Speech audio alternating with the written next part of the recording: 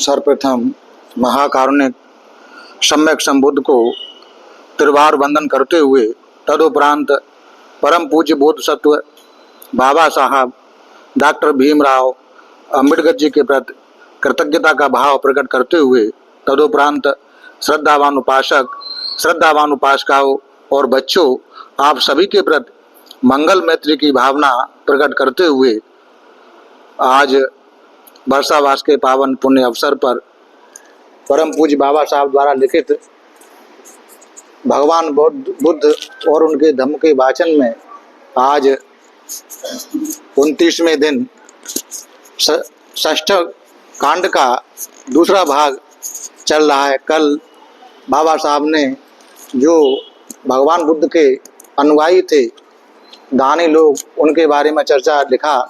आज जो आलोचक लोग हैं, जो आलोचना करते थे, विभिन्न प्रकार से भगवान बुद्ध के धर्म को, भगवान बुद्ध को बदनाम करने के लिए षड्यंत्र रचते थे, उनके बारे में बाबा साहब ने लिखा है।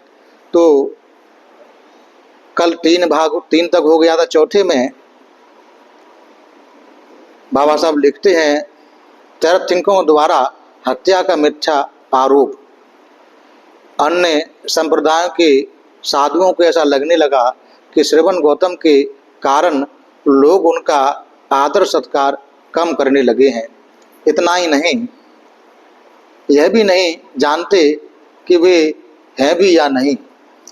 हम देखें कि किसी षड्यंत्र की मदद से हम जनता में उसका प्रभाव घटा सकते हैं या नहीं। इस प्रकार उन्होंने सुंदरी की सहायता से हम ऐसा कर सकते हैं। तीर्थंकरों ने ऐसा सोचा।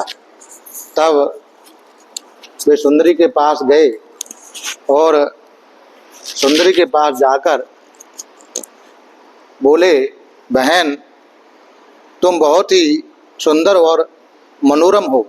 यदि तुम श्रवण गौतम के पास, श्रवण गौतम के बारे में कुछ अपवाद फैला दो तो हो सकता है कि हम लोग उसका विश्वास कर लें और श्रवण गौतम का प्रभाव घट जाए।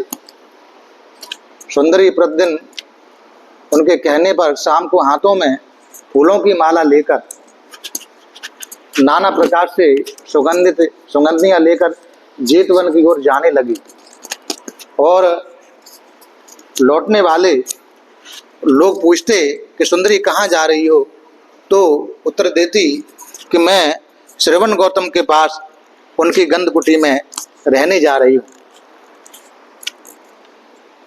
तीर्थंकरों के उद्यान में रात बिताकर वह प्रातः काल होने पर उधर से लौटती।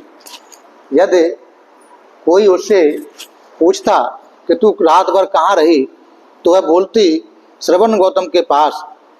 कुछ दिनों के बाद तीर्थंकरों ने हत्यारों को कुछ ले देकर सुंदरी की हत्या करवा दी। उसकी लाश जेतवन के पास कूड़े की ढेरी पर फेंकवा दिया। तब तीर्थंकरों ने सरकारी कर्मचारियों तक सूचना भिजवा दी कि सुंदरी रोज जेतवन जाया करती थी। अब वह दिखाई नहीं दे रही।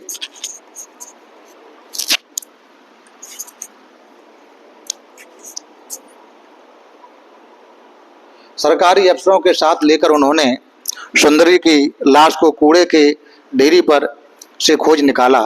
तब तीर्थंकरों ने तथागत के श्रावकों पर आरोप लगाया कि अपने शास्त्रा की लज्जा ढकी रहने के लिए उन्होंने सुंदरी को मार डाला।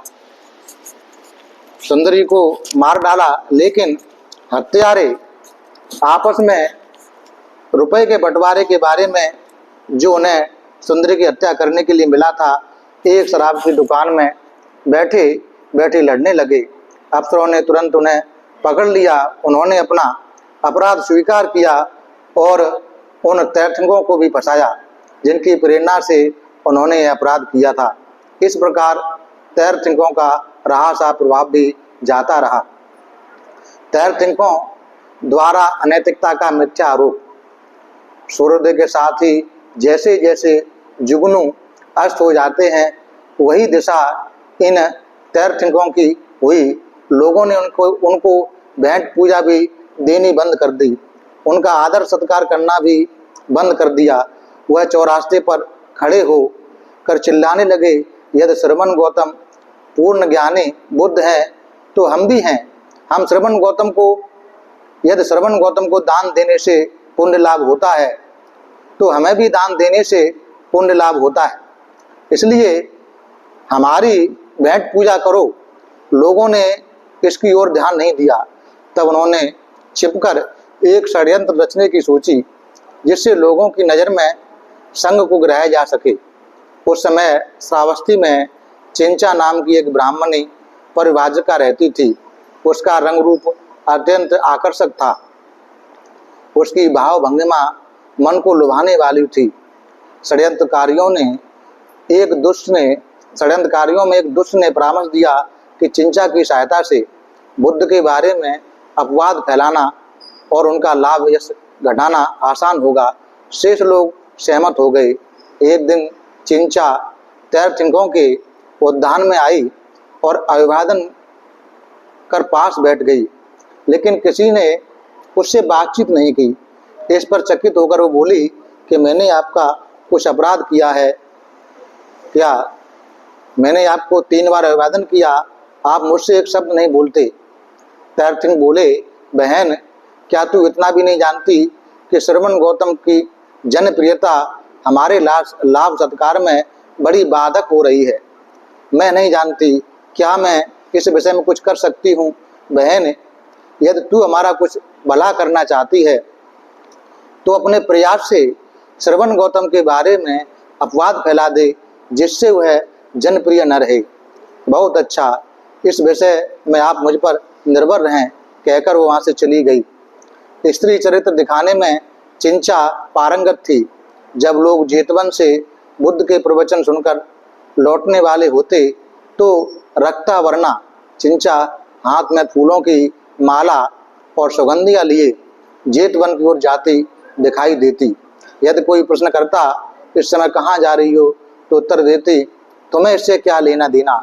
जेतवन के समीप तीर्थंकर आराम में रात बिताकर वह सुबह के समय शहर की ओर लौटती। जब शहर के लोग बुद्ध के दर्शन के लिए जेतवन की ओर जाते होते, यदि कोई उससे पूछता कि रात कहाँ बिताई, वह उत्तर देती, तुम्हें इससे क्या लेना देना। मैंने जेतवन में श्रवण गौतम के साथ गंधकुटी में रात बिताई। किसी किसी के मन में कुछ शंका पैदा हो जाती। 4 महीने बीतने पर उसने अपने पेट के आसपास कुछ पुराने चीथड़े लपेटकर उसे ऊंचा कर लिया और कहना आरंभ किया कि श्रवण गौतम से उसे गर्भ ठहर गया। कोई शायद विश्वास भी कर लेते। 9वें महीने में उसने अपने पेट पर एक लकड़ी का टुकड़ा बांध लिया और विषैले कीड़ों से देह कटाकर हाथ पैर फुला लिए, और जिस समय तथा जिस स्थान पर भगवान बुद्ध भिक्षुओं और गृहस्थों को प्रवचन दे रहे थे, वहां पहुंचकर कहने लगी, हे महान उपदेशक, तुम लोगों को उपदेश देते हो, तुम्हारी वाणी बड़ी मधुर है, तुम्हारे होठ बड़े कोमल हैं, तुम्हारे संसर्ग से मुझे गर्भ ठहर गया है और मेरा समय नज़दीक आ गया है। तुमने मेरी प्रसूति की कोई व्यवस्था नहीं की। उस अवस्था के योग्य पथ्य आदि भी मुझे कहीं दिखाई नहीं देता। यदि तुम इसकी व्यवस्था नहीं कर सकते तो अपने शिष्यों में से किसी को चाहे कौशल नरेश हैं, चाहे अनाथ पिंडक हैं अथवा विशाखा हो, कहकर इसकी व्यवस्था क्यों नहीं कराते। लगता है कि तुम किसी कुमारी को अंगीकार करना ही जानते हो, लेकिन उसके परिणाम स्वरूप जो संतान जन्म ग्रहण कर ले उसकी पालन विधि से अपरिचित हो। उपस्थित जनता मूक बनी बैठी रही। भगवान बुद्ध ने अपना प्रवचन बीच में रोककर बड़ी ही गंभीरता से उत्तर दिया, बहन, तूने जो कहा है इसके सत्य और असत्य का ज्ञान केवल तुझे है और मुझे है। चिंचा जोर से खांसते हुए बोली, हाँ हाँ हाँ, ऐसी बात का ज्ञान हम दोनों को ही हो सकता है। उसके खांसने से वह गांठ जिसने उसे वह लकड़ी पेट पर बांधी थी थोड़ी ढीली पड़ गई और लकड़ी खिसक कर उसके पांव पर पड़ी। चिंचा कहीं की न रही। लोगों ने उसे डंडे पत्थर मार मार कर वहां से भगा दिया। छठवें में देवदत्त भगवान बुद्ध का चचेरा भाई था, लेकिन आरंभ से ही उसे उनसे ईर्ष्या थी। वह अंतिम दर्जे की घृणा करता था। जब बुद्ध घर छोड़कर चले गए तो देवदत्त ने यशोधरा से प्रेम बढ़ाने का प्रयास किया। एक बार जब यशोधरा के सोने का समय हो गया, वह किसी से रोका नहीं गया और भिक्षु रूप में वह यशोधरा के शयनागार में पहुंच गया। यशोधरा ने पूछा, श्रवण, तू क्या चाहता है? क्या तू मेरे लिए मेरे स्वामी के पास से कोई संदेश लेकर आया है कि तुम्हारा पति, उसे तुम्हारी क्या चिंता है? वह तुम्हें निर्दयता पूर्वक तुम्हारे सुख निवास पर छोड़कर चला गया। यशोधरा ने उत्तर दिया, लेकिन ऐसा उन्होंने बहुत लोगों के कल्याण के लिए किया। जो भी हो, अब समय है उससे इस क्रूर निर्दयता का बदला लो। श्रवण, जवान बंद कर, तेरे विचार और वाणी दुर्गंधी से भरी है। यशोधरा, क्या तूने मुझे पहचाना नहीं? मैं तेरा प्रेमी देवदत्त हूँ। तब बोले, देवदत्त, मैं तुझे झूठा और दुष्ट समझती थी। मैंने कभी यह नहीं सोचा था कि तू कोई अच्छा श्रवण बन सकेगा, लेकिन मुझे पता नहीं था कि तू इतना कमीना है। देवदत्त चिल्लाया, यशोधरा, यशोधरा, मैं तुमसे प्रेम करता हूँ। तेरे पति के मन में जो मेरे लिए घृणा छोड़कर और कुछ नहीं है, वह तुम्हारे प्रति निर्दयी रहा। मुझसे प्रेम कर और उससे बदला ले। यशोधरा का खिंचा हुआ पीला चेहरा रंजित हो उठा। उसकी आंखों में आंसू बहने लगे। बोले, देवदत्त, तुम क्रूर हो। यदि तुम्हारे प्रेम में कुछ सच्चाई भी होती तो भी यह मेरा अपमान होता। तुम्हारा यह कहना कि तुम मुझसे प्रेम करते हो, वह महज केवल तुम्हारा मृषावादा है, झूठ बोलना है। जब मैं तरुण और सुंदर थी तब तो तुमने मेरी ओर आंख उठाकर देखा नहीं। अब मैं जरा जीर्ण हो चली हूँ, रंज से दुखी हूँ, और तू रात के समय अपने पापपूर्ण प्रेम की बात करने आया है। तू नीच है, तू कायर है। वह जोर से चिल्लाई, देवदत्त, निकल यहाँ से। देवदत्त तब वहां से चला गया। देवदत्त भगवान बुद्ध से बड़ा अप्रसन्न था। उन्होंने संघ में उसे प्रधान पद न देकर सारपुत्र को प्रधान पद दिया। देवदत्त ने 3 बार तथागत के प्राणों का अंत कर देने का प्रयास किया, लेकिन सफल नहीं हुआ।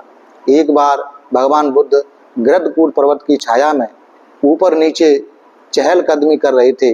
देवदत्त ऊपर चढ़ा और जाकर एक बड़ा भारी पत्थर नीचे लुढ़का दिया ताकि तथागत का प्राण अंत हो जाए, लेकिन वह पत्थर जाकर एक दूसरी चट्टान पर गिरा और वहीं गड़ गया।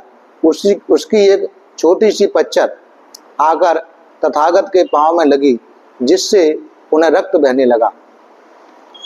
उसने तथागत बुद्ध की जान लेने का दूसरी बार भी प्रयास किया। इस बार देवदत्त अजातशत्रु के पास गया और बोला कि मुझे कुछ आदमी दो। अजातशत्रु ने अपने आदमियों को आज्ञा दी कि देवदत्त का कहना करें। तब देवदत्त ने एक आदमी को आज्ञा दी कि मित्र, जाओ, श्रवण गौतम को अमुक जगह है, जाकर उसे जान से मारो। आदमी जाकर वापस लौट आया और बोला, मैं तथागत के प्राण लेने में असमर्थ हूँ। उसने तथागत के प्राणांत का एक तीसरा प्रयास किया। उस समय राजगृह में नालागिरी नामक एक बड़ा भयानक नर हत्यारा हाथी था। देवदत्त राजगृह पहुंचकर और वहां हाथियों के अस्तबल में उसने हतवानों और हाथियों की देखभाल करने वालों को कहा कि मित्रों, मैं राजा का संबंधी हूँ। जिस आदमी को चाहूँ उसका पद बढ़वा सकता हूँ, जिस आदमी को चाहूँ उसकी वेतन वृद्धि या राशन वृद्धि करा सकता हूँ। इसलिए मित्रों, जब श्रवण गौतम इस सड़क से गुजरे तो नालागिरी को छोड़ दो। देवदत्त ने भगवान बुद्ध की हत्या करने के लिए धनुष बाण धारियों को कहा। उसने मदमस्त हाथी भी छुड़वाया, लेकिन वह असफल रहा। जब लोगों को उसके इन दुष्ट प्रयासों की जानकारी हुई तो जनता ने उसका सारा लाभ यश बंद कर दिया और राजा अजातशत्रु ने भी उससे मिलना जुलना बंद कर दिया। अब जीवित रहने के लिए उसे घर घर भीख मांगनी पड़ती थी। अजातशत्रु से देवदत्त को बहुत कुछ प्राप्त होता था, लेकिन वह लाभ सत्कार बंद हो गया। नालागिरी की घटना के बाद देवदत्त का रहा प्रभाव भी समाप्त हो गया। अपने करतूतों से अप्रिय बन जाने के कारण देवदत्त मगध छोड़कर कौशल जनपद चला गया। वहां उसे राजा प्रसेनजित से आशा थी, लेकिन राजा प्रसेनजित ने भी उसे घृणा की दृष्टि से देखा और वहां से भगा दिया। 7वें में एक बार जब भगवान बुद्ध बहुत से भिक्षुओं के साथ कौशल जनपद में चारिका कर रहे थे, वे थून नाम के एक ब्राह्मण ग्राम में पहुंचे। थून के ब्राह्मण गृहपतियों ने समाचार सुना कि श्रवण गौतम हमारे गांव के खेतों तक आ पहुंचा है। ब्राह्मण गृहपति अश्रद्धालु थे, मिथ्या दृष्टि वाले थे, स्वभाव के क्रोधी थे। उन्होंने सोचा यदि श्रवण गौतम गांव में आ गया तो और 2-3 दिन यहाँ ठहर गया तो सभी लोग उसके उपासक हो जाएंगे, तब ब्राह्मण धर्म के लिए कोई सहारा नहीं रहेगा। हमें उसका गांव में आना रोक देना चाहिए। गांव तक पहुंचने के लिए एक नदी पार करनी पड़ती है। तथागत गांव में आना रोकने के लिए ब्राह्मणों ने नदी पार करने के सभी पत्तनों से नौकाएं हटा लीं और जो पुल आदि थे उन्हें निकम्मा बना दिया। उन्होंने एक कुएं के अतिरिक्त शेष सभी कुओं में घास फूस से भर दिया और पानी के प्यास तथा विश्राम गृहों आदि को छिपा दिया। भगवान बुद्ध ने उनकी करतूतों की कहानी सुनी, तब भी उन पर दया कर अपने भिक्षुओं सहित उन्होंने नदी पार की। चलते चलते वे थून नामक ब्राह्मण के ग्राम में पहुंचे।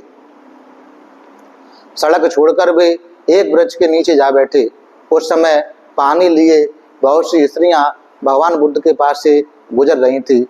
उस गांव में एक निश्चय हो चुका था, यदि श्रवण गौतम इस गांव में आ जाए तो उसका कुछ भी स्वागत सत्कार नहीं होना चाहिए।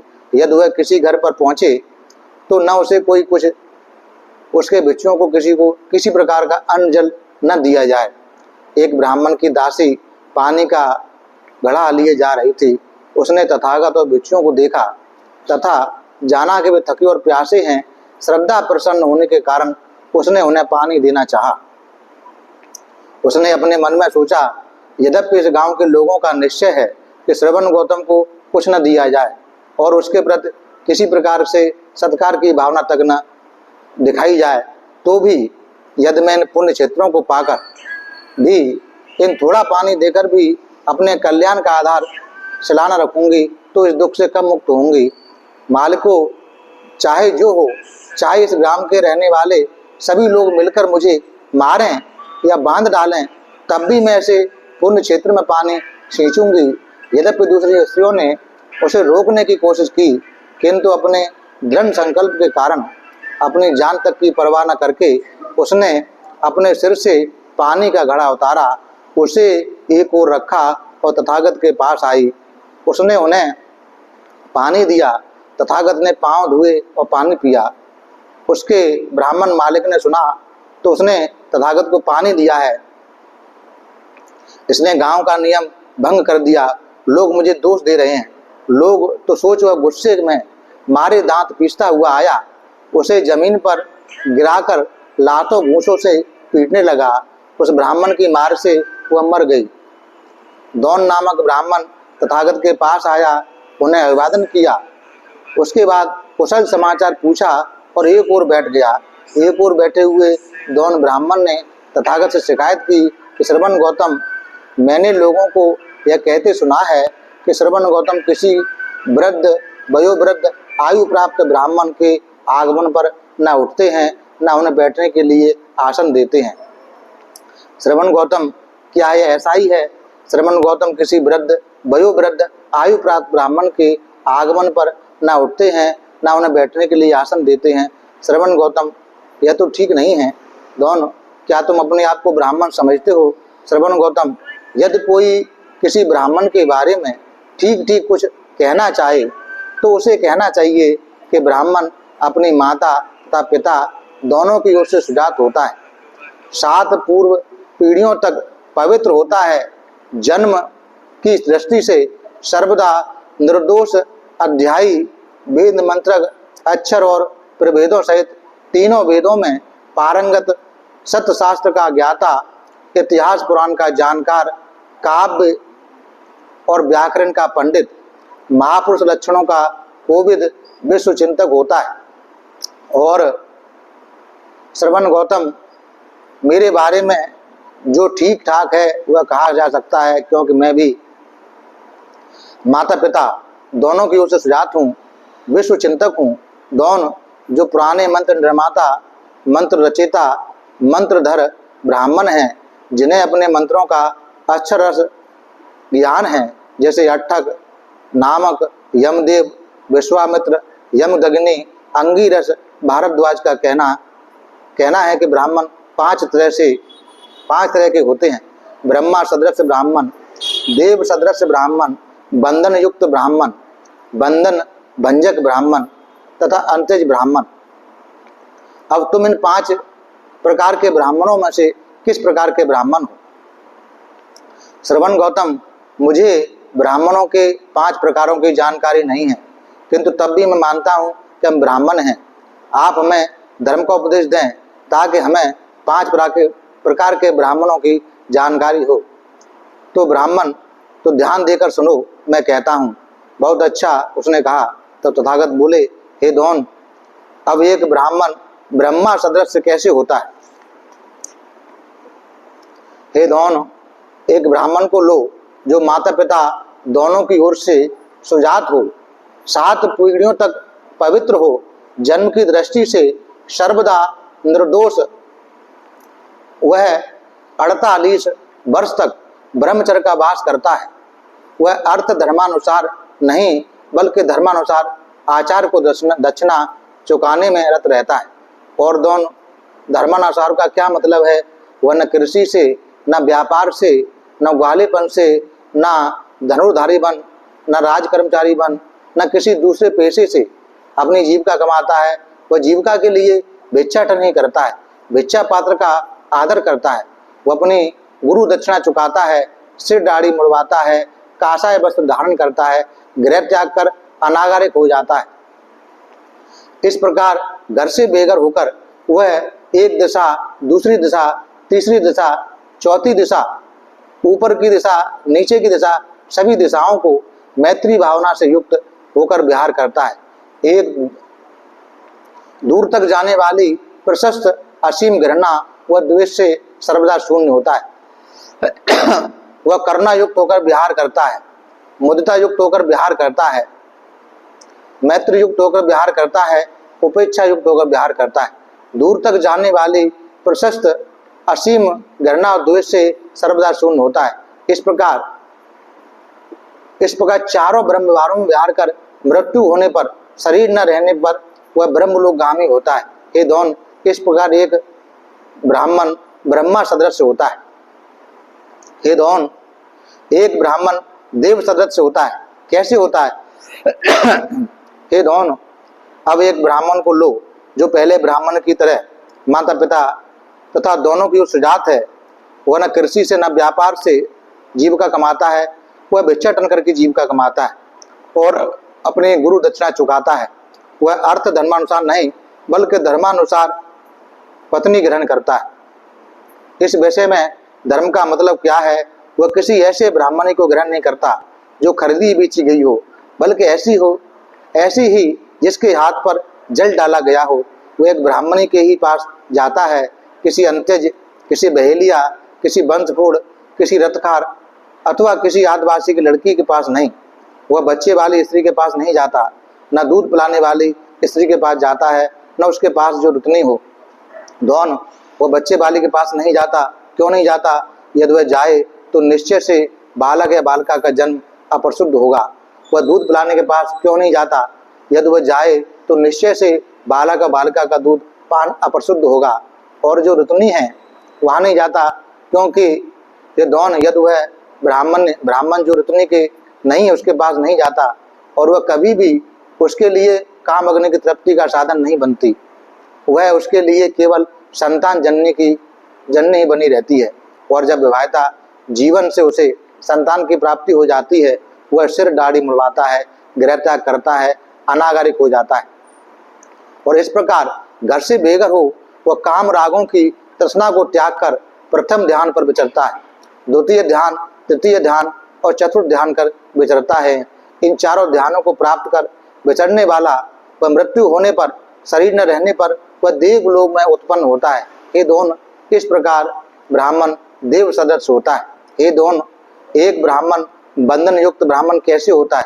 ये दोनों एक ब्राह्मण जो दोनों प्रकार से माता पिता से सुजात है और वैसे ही विवाह करता है, और यदि विवाहित जीवन से उसे संतान प्राप्ति हो जाती है तो वह अपने संतान के प्रति प्रेम के वश हो जाता है और वह घर पर ही रहता है। वह गृह त्याग कर अनागरिक नहीं होता, वह अपने परंपरागत ब्राह्मणी बंधनों को निभाता है, उसका उल्लंघन नहीं करता। उसके बारे में कहा जाता है वह सीमा में रहता है, सीमा का उल्लंघन नहीं करता, इसलिए ऐसा ब्राह्मण बंधन युक्त ब्राह्मण कहलाता है। दोन इस प्रकार ब्राह्मण बंधन युक्त होता है। और दोन एक ब्राह्मण बंधन भंजक कैसे होता है? हे ब्राह्मण, एक ब्राह्मण लोग जो समान माता पिता की संतान है, दोनों तो सुजात है, वह आचार्य को दक्षिणा चुकाता है और एक स्त्री ग्रहण करता है। धर्मानुसार अधर्मानुसार एक खरीदी गई या बेची गई, अथवा जो भी जलाभिषिक्त करके हुई हो, वह एक ब्राह्मणी के पास भी जाता है, किसी क्षत्रिय कुमारी के पास भी जाता है, नीच दासी के पास भी जाता है, अंतज कुमारी के पास भी जाता है, किसी वंशपूर्ण लड़की के पास भी जाता है, किसी रथकार या किसी आदिवासी लड़के के पास भी जाता है, वह बच्चे वाले के पास भी जाता है, वह दूध पिलाने वाले के पास भी जाता है, वह ऋतुनी के पास भी जाता है, तथा जो ऋतुनी नहीं है उसके पास भी जाता है। और उसके लिए ब्राह्मणी काम अग्नि को शांत करने का, कीड़ा करने का, भोग का, संतान उत्पत्ति करने का साधन बन जाती है। और पुरानी ब्राह्मणी परंपरा के बंधन में नहीं रहता, वह इस सीमा का लांग जाता है। उसके बारे में कहा जाता है वह सीमा में नहीं रहता, वह सीमा का उल्लंघन करता है, इसलिए बंधन भंजक कहलाता है। इस प्रकार दोनों एक ब्राह्मण बंधन भंजक कहलाता है। और दोनों एक ब्राह्मण अंत्यज ब्राह्मण कैसे होता है? ये दोनों एक ब्राह्मण जो दोनों प्रकार से सुजात है माता पिता से, वह 48 वर्ष तक ब्रह्मचर्य का पालन करता है, वेद मंत्रों का ज्ञाता बनता है, तब वह अपना विद्या अध्ययन समाप्त करने के बाद वह आचार दक्षिणा को खोजता है और धर्मानुसार या अधर्मानुसार जैसे भी अपनी जीविका चलाता है, कृषक बनकर, व्यापारी बनकर, ग्वाला बनकर, धनुषधारी बनकर, राज कर्मचारी बनकर, अथवा किसी अन्य शिल्प द्वारा या भिक्षा पात्र की अपेक्षा न कर भिक्षाटन द्वारा आचार्य दक्षिणा दे चुकने के बाद वह धर्मानुसार या अधर्मानुसार एक स्त्री को प्राप्त करता है, वह खरीदी गई हो या बेची गई हो अथवा हाथ पर डाली गई हो, वह एक ब्राह्मणी के पास जाता है अथवा किसी अन्य स्त्री के पास, बच्चे वाली के पास जाता है, दूध पिलाने वाली स्त्री के पास, उसके लिए काम अग्नि शांत करने का साधन बन जाती है अथवा संतान उत्पत्ति का साधन होती है। वह ये सभी बातें करता हुआ जीवन व्यतीत करता है।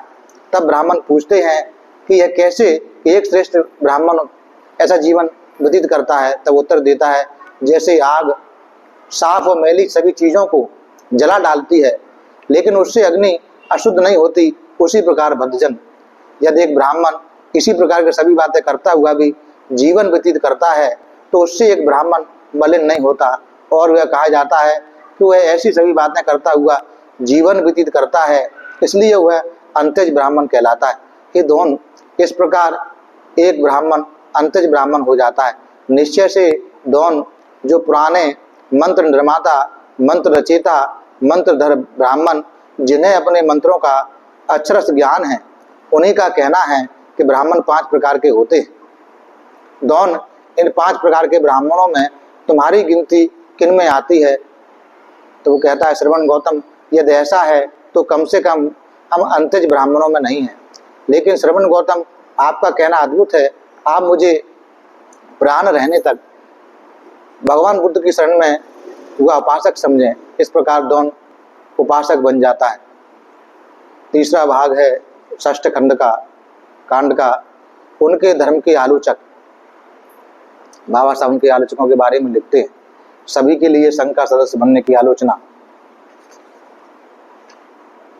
किसी भी उपासक गृहस्थ को भिक्षु संघ पर अपना सदस्य बना सकता था। कुछ लोग ऐसे थे जो भगवान बुद्ध की आलोचना करते थे, उन्होंने सभी के लिए भिक्षु संघ का द्वार खोल रखा है। उनका तर्क था कि इस व्यवस्था में यह दोष है, कुछ लोग संघ में प्रवेश होने के बाद फिर दोबारा ग्रस्त बन जा सकते हैं।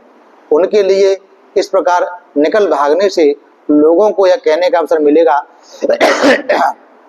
कि श्रवण गौतम का धर्म निकम्मा होगा, तभी लोगों ने इसे त्याग दिया। यह आलोचना निराधार थी। जिस उद्देश्य से तथागत ने यह नियम बनाया था वह उद्देश्य आलोचकों के ध्यान में आया ही नहीं था।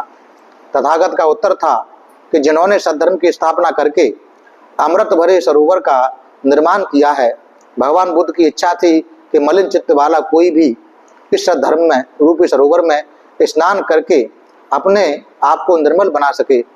और यदि कोई सद्धर्मी रूपी सरोवर तक पहुंचकर भी उसमें स्नान नहीं करता और पूर्वतः मलिन ही बना रहता है, तो इसमें उसी का दोष है, सद्धर्म रूपी सरोवर का नहीं।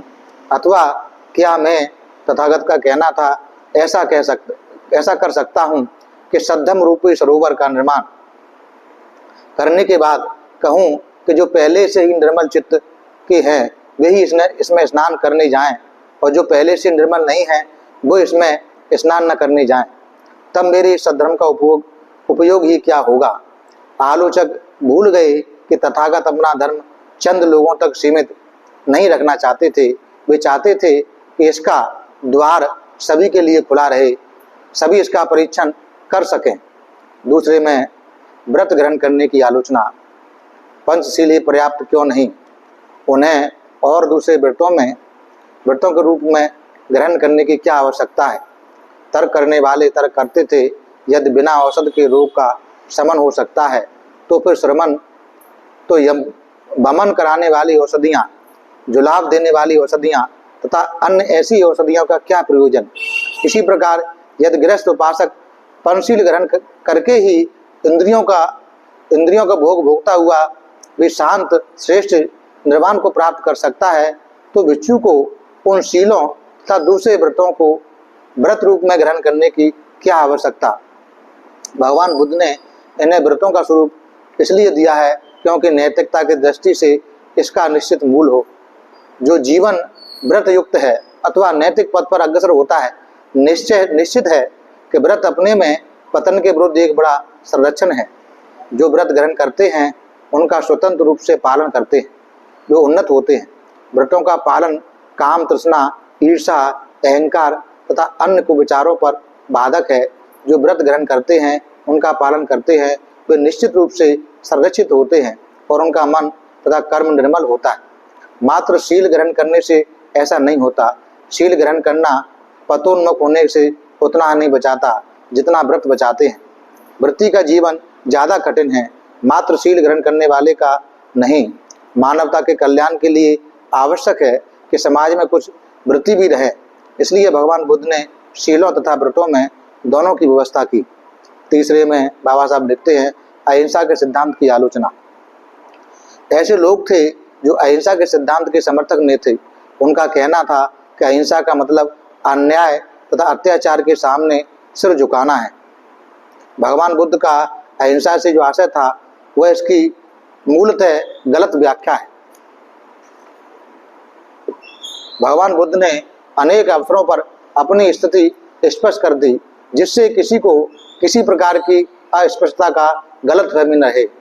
एक तो वही जैसा अवसर है जिसका उल्लेख किया जाना चाहिए जब उन्होंने एक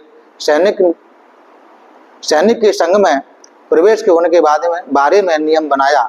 एक बार मगध के सीमांत प्रदेश में उत्पात मच गया। तब मगध सैन्य बिंबिसार ने अपने सेनापति को आज्ञा दी कि अब जाओ और अपने सेना नायकों को कहीं से कहो कि वे सीमा प्रांत में ढूंढ ढूंढ कर अपराधियों को पता लगाएं, उन्हें दंड दें और शांति स्थापित करें। सेनापति ने आज्ञा का पालन किया। सेनापति की आज्ञा पाकर सेना नायक बड़ी दुविधा में पड़ गए। वे जानते थे कि तथागत की शिक्षा है कि जो युद्ध में लड़ने जाते हैं और जिन्हें युद्ध करने में आनंद आता है, वे पाप करते हैं और बहुत अपुण्य लाभ करते हैं। दूसरी ओर राजा की आज्ञा यह थी कि अपराधियों का पता लगाकर उन्हें मार डाला जाए। सेना नायक अपने से पूछने लगे, हम क्या करें? तब उन सेना नायकों ने सोचा, यदि हम तथागत के भिक्षु संघ में प्रवेश हो जाएंगे तो हम इस दुविधा से बच जाएंगे। तब ये सेना नायक भिक्षुओं के पास पहुंचे और उनसे प्रवज्जा की याचना की। भिक्षुओं ने उन्हें प्रवज्जित किया तथा उपसंपन्न कर दिया। सेना नायक सेना से गायब हो गए। सेनापति ने जब देखा कि सेना नायक नहीं दिखाई देते तो उसने सैनिकों से पूछा, क्या बात है, सेना नायक नहीं दिखाई देते? सैनिकों ने उत्तर दिया कि सेनापति सेना नायक भिक्षु संघ में शामिल हो गए हैं। सेनापति बहुत अप्रसन्न हुआ और बहुत क्रोधित हुआ। राज की सेना के लोगों को भिक्षु कैसे प्रवज्जित कर सकते हैं? सेनापति ने इस बात की सूचना राजा को दी। राजा ने न्यायाधीशों से प्रश्न किया, कृपया बताएं, जो राज की सेना के आदमियों को प्रवज्जा करे उसे क्या दंड मिलना चाहिए? महाराज, उपाध्याय का सिर काट डालना चाहिए। कम्मा बाचा पढ़ने वाले की जबान निकाल डालनी चाहिए। संघ के उन सदस्यों की जो किसी राज की सैनिक को प्रवज्जित करे आदि पसलियां तोड़ डालनी चाहिए। तब राजा वहां पहुंचा जहां तथागत विराजमान थे और अभिवादन कर चुकने के बाद उसने भगवान बुद्ध को सारी बात बताई। भगवान, आप जानते हैं कि कई राजा धर्म के विरुद्ध हैं। वे विरोधी राजा बहुत मामूली से मामूली बातों के लिए भिक्षुओं को कष्ट देने के लिए तैयार रहते हैं। यदि ये जान जाएंगे कि भिक्षु सैनिकों को वर्ग लाकर भिक्षु संघ में भर्ती करते हैं तो फिर इसकी कल्पना कर सकना कठिन है कि ये भिक्षुओं के विरुद्ध क्या क्या कार्रवाई कर सकते हैं। इस विपत्ति से बचे रहने के लिए तथागत यथा योग्य करें। तथागत ने उत्तर दिया, मेरी यह कभी मनसा नहीं रही कि अहिंसा का नाम लेकर या अहिंसा की आड़ में सैनिक अपने राजा या देश के प्रति जो उनका कर्तव्य है उससे विमुख हो जाएं। उसके बाद भगवान बुद्ध ने राज की सैनिकों के संघ में प्रवेश होने के विरुद्ध एक कानून बना दिया और उसकी घोषणा करा दी, भिक्षुओं, किसी राज की सैनिक को प्रवज्जा ना मिले। यदि कोई देगा तो उसे दुख कट की आपत्ति का दोष लगेगा। एक बार श्रवण महावीर के अनुयायी सिंह सेनापति ने अहिंसा के विषय में तथागत से प्रश्न किया। सिंह ने कहा, अभी भी एक संदेह मेरे मन में शेष है, क्या आप कृपया मेरे मन के अंधकार को दूर कर देंगे ताकि मैं धर्म को उसी रूप में समझ सकूं जिस रूप में आपके द्वारा बताया गया है।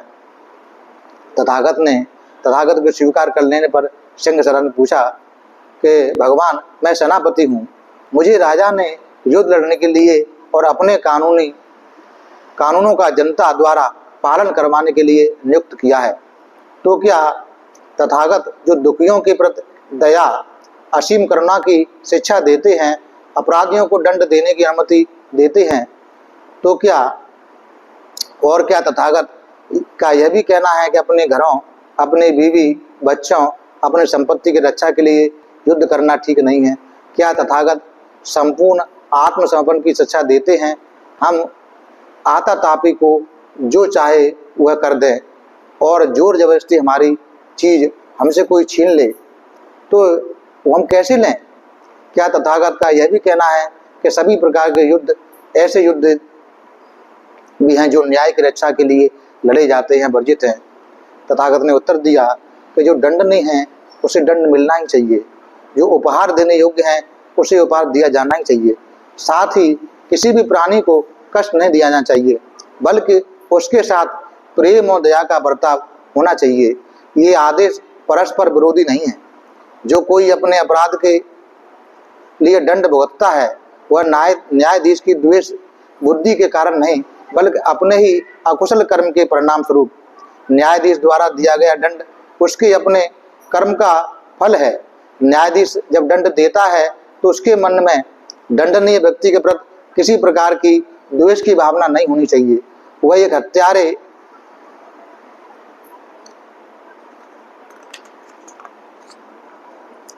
को भी फांसी की सजा दी जाए तो यही सोचना चाहिए कि उसके अपने कर्मों का फल है। वह यह समझेगा कि दंड उसके अंतरतम को शुद्ध ही बनाएगा तो कोई भी दंडनीय व्यक्ति अपने भाग्य को रोएगा नहीं बल्कि प्रसन्न होगा। इन बातों पर अच्छी तरह से विचार करने से यह बात स्पष्ट हो जानी चाहिए कि भगवान बुद्ध की देशना में अहिंसा का मुख्य स्थान है, किंतु वह निरपेक्ष नहीं है। उन्होंने सिखाया है कि बुराई को भलाई से जीतो, लेकिन यह कहीं नहीं सिखाया कि बुराई को ही भलाई से जीत लेने दो। वह अहिंसा के समर्थक थे और हिंसा के निंदक, लेकिन उन्होंने इसके कहीं इनकार नहीं किया कि बुराई से भलाई की रक्षा करने के लिए आखिरी दर्जे कहीं न कहीं हिंसा का भी आश्रय लेना पड़ सकता है। भगवान बुद्ध ने किसी खतरनाक सिद्धांत का प्रतिपादन नहीं किया। आलोचकों की यथार्थ में स्वरूप क्षेत्र को ठीक ठाक समझ नहीं पाई भगवान बुद्ध के अहिंसा के सिद्धांत को। तो ऐसा भगवान बुद्ध का सिद्धांत के बारे में बाबा साहब ने लिखा। आज आप लोगों ने सुबह में ध्यान किया, पूजा शील ग्रहण किया, पूजा वंदना ली, शाम को शील ग्रहण किया, पूजा वंदना ली, धर्म श्रवण किया, ये सभी पुण्य बढ़ाने वाले काम किए। जो पुण्य हम लोगों ने अर्जित किए हैं, ये सभी पुण्य हम सबसे पहले सभी देवताओं को अनुमोदन करते हैं। इस पुण्य के बल से सभी देवताओं का श्रद्धा, शील, श्रुत, त्याग, प्रज्ञा आगे बढ़ जाए। सभी देवता हम सबको धार्मिक सुरक्षा प्रदान करें। सभी देवताओं को उत्तम चार्य आर्य सत्य साक्षात्कार करने का पुण्य मिल जाए। उसके बाद ये सारे पुण्य हम लोग अपने आचार उपाध्याय और वरिष्ठ बंदेगणों, सभी बंदेगणों को अनुमोदन करते हैं। इस पुण्य के बल से वो सभी लोग सुखी हों, सभी का कल्याण हो, उन सभी लोगों को उत्तम चार्य आर्य सत्य साक्षात्कार करने का पुण्य मिल जाए। उसके बाद ये सारे पुण्य हम संसार के सारे प्राणियों को अनुमोदन करते हैं।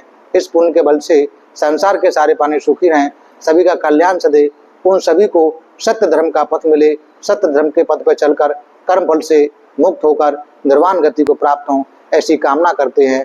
उसके बाद ये सारे पुण्य हम लोग यहाँ आए हुए सभी लोगों को अनुमोदन करते हैं। इस पुण्य के बल से वो सभी लोग सुखी हों, सभी का कल्याण हो, उन सभी लोगों के सारे प्रकार की आपत्ति विपत्ति, सारे प्रकार की विघ्न बाधा दूर हो, उन सभी लोगों को उत्तम चार्य आर्य सत्य साक्षात्कार करने का पुण्य मिल जाए। उसके बाद ये सारे पुण्य हम लोग श्रद्धावान उपासक उपासिकाओं को अनुमोदन करते हैं, जो हम लोगों को भोजन, चीवर, कुटिया, दवा तथा परिष्कार से सेवा करते हैं। इस पुण्य के अनुभव से उनके सारे प्रकार की आपत्ति विपत्ति, सारे प्रकार की विघ्न बाधा दूर हो, उनके व्यापार धंधे आगे बढ़ें, धन संपत्ति की वृद्धि हो। त्रिरत्न के अनुभव से और किए हुए पुण्य के बल से उन सभी लोगों को उत्तम चार्य आर्य सत्य साक्षात्कार करने का पुण्य मिल जाए। सबका भला हो, सबका मंगल हो, सबका कल्याण हो। भवतु शुभ मंगलम, भवतु शुभ मंगलम, भवतु शुभ मंगलम।